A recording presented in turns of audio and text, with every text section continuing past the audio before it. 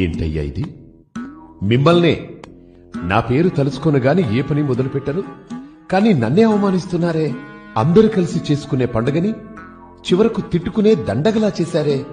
మా అమ్మ నన్ను పసుపుతో చేస్తే మీరేమో దాన్ని కాస్త ప్లాస్టర్ ఆఫ్ పారిస్ లోకి మార్చేశారు. నాకేం రంగులు కావాలని అడిగానా? మట్టితో చేస్తే వరాలివ్వనన్నానా? వేదాలలో నన్ను బ్రొటనవేలంత చేస్తే చాలని చెబితే మీరేమో మీ చిత్తం వచ్చినట్టు నా ఎత్తు పెంచేస్తున్నారు. నాకు నాతోటే పోటీ పెడతారా? అన్నా, ఒక్క అడుగుతో మొదలై 60 అడుగులకు చేర్చేశారు.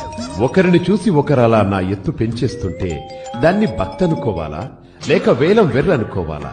ఎత్తు ఎంతన్నది కాదయ్యా, భక్తి ఎంతన్నది ముఖ్యం. పోనీ సంవత్సరానికోసారైనా మీరు పిలిచారు కదా అని నేనొస్తే ఒక వేద పారాయణం లేదు, ఒక మంచి సంగీతం లేదు, వికిలి పాటలు, వెర్రి డాన్సులు. అది నా పెద్ద చెవులే హోరెత్తిపోయేలా.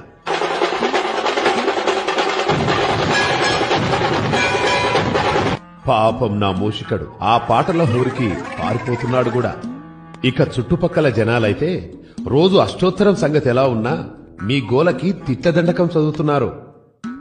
అవును, నాకు లడ్డూలు ఇష్టమని ఎవరయ్యా చెప్పారు? నేను ఉండ్రాళ్ళకి బ్రాండ్ అంబాసిడర్ని కదా. మరి ఆ లడ్డూలేంటి, వాటి సైజులేంటి, పైగా ఆ వేలం పాటలేంటి? అసలు నా కథ, నా